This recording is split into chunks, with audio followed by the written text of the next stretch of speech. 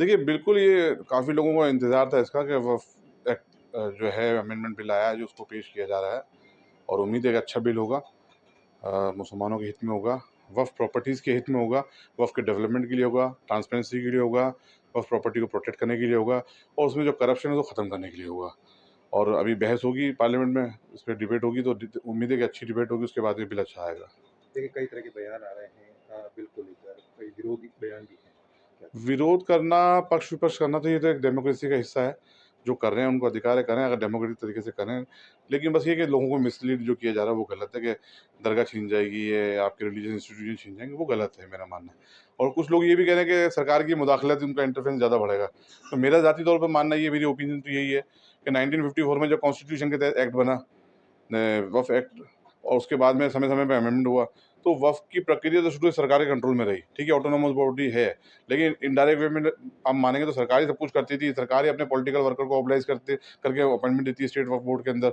Chairman भी सरकार की तरफ से बनता है, सरकार का नुमाइंदा होता है। सीईओ अगर आता है तो वो भी एडमिनिस्ट्रेटिव ऑफिसर होता है, सरकार का ही मुलाज़िम होता है। तो सरकार का इंटरवेंशन तो क्योंकि ये एक एडमिनिस्ट्रेटिव मैटर है। ये मैटर कोई वक्फ के अंदर की मुदाखलत नहीं हो रही है। वक्फ तो बिल्कुल शरई मसला है, उसमें कहीं मुदाखलत नहीं है।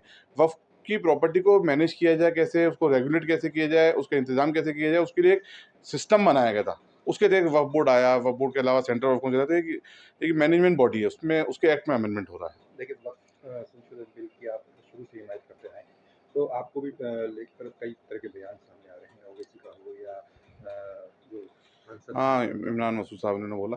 देखिए, मेरे को तो लगता है कि उनका साथ दूँगा तो मैं उनके लिए अच्छा और हक बात बोलूँगा तो गलत। तो ये कांसेप्ट गलत होना चाहिए। कोई आपके अगर हाँ में हाँ नहीं मिला तो इसका मतलब ये नहीं कि वो गलत हो जाता है। आप अलग तरीके से सोच रहे हैं, मैं अलग तरीके से सोच रहा हूँ। बद-अखलाकी तो शायद पता नहीं उनके क्या, उनकी तरबियत कैसी हो मुझे मालूम नहीं। मैं तो इस लिबास में हूँ और हम एक ज़िम्मेदार ओहदे पे बैठे, तो मैं उनकी तरह बद-अखलाकी तो नहीं कर सकता। लेकिन हाँ, उन्होंने जो बात बोली है बिल्कुल सरासर गलत है। मैं तो उनसे भी पूछना चाहूँगा कि अल्लाह ताला ने आपको ज़िम्मेदारी दी थी इस कौम की रहनुमाई की, आप लोगों ने क्या किया? मैं सिर्फ़ ये पूछना चाहूँगा। आपके कार्यकाल में आप लोगों ने क्या किया? कितनी वक़्त की प्रॉपर्टी को बचाया? अब उसका हिसाब। कह रहा हूँ, अल्लाह ताला ने उनको ज़िम्मेदारी दी, कौम की रहनुमाई कर रहे हैं, वो किसी इदारे एक उधर से आते हैं, कॉन्स्टिट्यूएंसी से, ये यूपी से आते हैं। तो आप बताएँ, आप लोगों ने क्या ज़िम्मेदारी निभाई आज तक? आपके मतलब कौन-सा ऐसा काम है जिससे वक़्फ़ प्रॉपर्टियाँ बची है, उसका डेवलपमेंट हुआ, आप बता दीजिए। मेरे पे इल्ज़ाम लगा रहे हैं आप, मेरे लिए बद-अखलाकी कर रहे हैं, ठीक है, मेरे से जितनी अदावत रख लें, मुझे कोई दिक्कत नहीं है, लिल्लाही वो रख लें। सरकारी मुलाज़िम का हाँ, ये तो वो साबित करें। देखिए, सरकारी मुलाज़िम कह रहे हैं, वो कह रहे हैं 2 करोड़ रुपए सरकार हमें तनख्वाह देती है, मैं दोनों को चैलेंज करता हूँ, वो साबित करें। और साबित उसके अलावा मैं उनको डिफेमेशन भी, उनको नोटिस भेजूँगा इस बात में, वो साबित करें दोनों।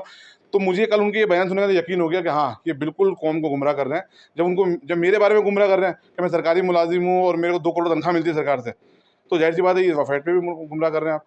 जब सरकार लाई है, सरकार आधिकारिक तौर पे पार्लियामेंट में बयान दे रही है कि नहीं, इस एक्ट से प्रॉपर्टी प्रोटेक्ट होगी और हम किसी की प्रॉपर्टी नहीं छीनेंगे, तो हमें सरकार के आधिकारिक बयान को मानना चाहिए पार्लियामेंट में दिए हुए। हम उस बयान को माने या इनके जो रोड पे खड़े होके मीडिया पे बोले उसको माने? कानूनी तौर पे तो हमें अंदर का बयान मानना चाहिए जो पार्लियामेंट में दिया जा रहा है। तो कानूनी तौर पर कोई कार्रवाई करेंगे?